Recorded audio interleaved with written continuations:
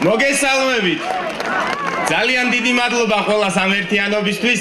ძალიან ვღელავ პირველად მიმართავ მთელ სამეგრელოს და ესეთ მიტინგზე პირველად ვარ.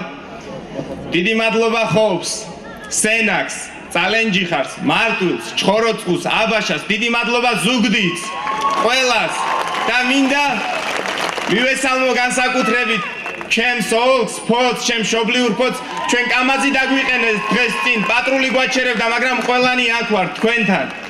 იმიტომ რომ დღეს აქ ჩაირთო წამზომი, რომელიც 8 ოქტომბერს ბიძინა ივანიშვილის უნიათო მთავრობას საქართველოში დაამთავრებს. სწორედ სამეგრელოდან იწყება ჩვენი გამარჯვება.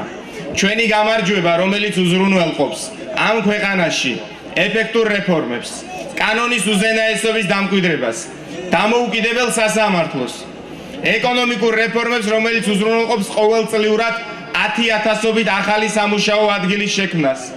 ეკონომიკურ რეფორმებს, რომელიც უზრუნველყოფს ფოთის, ანაკლის, ზუგდიდის და სამეგრელოს ყველა რაიონის კეთილდღეობას.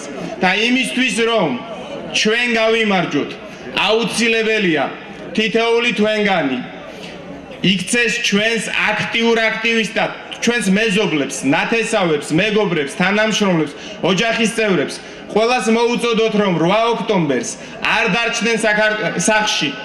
ეს არის გადამწყვეტი ბრძოლა საქართველოსთვის. ბრძოლა, რომელმაც უნდა დაიწყოს ქვეყნის აღმშენებლობა და სახლში გაუშვას რუსეთთან, ოკუპანტთან მოფლირტავე ბიძინა ივანიშვილის უნიათო მთავრობა. ჩვენ ერთად ყოფნით და ჩვენი სიმშვიდით გავიმარჯვებთ. გამარჯვება წვიმ გველოდება.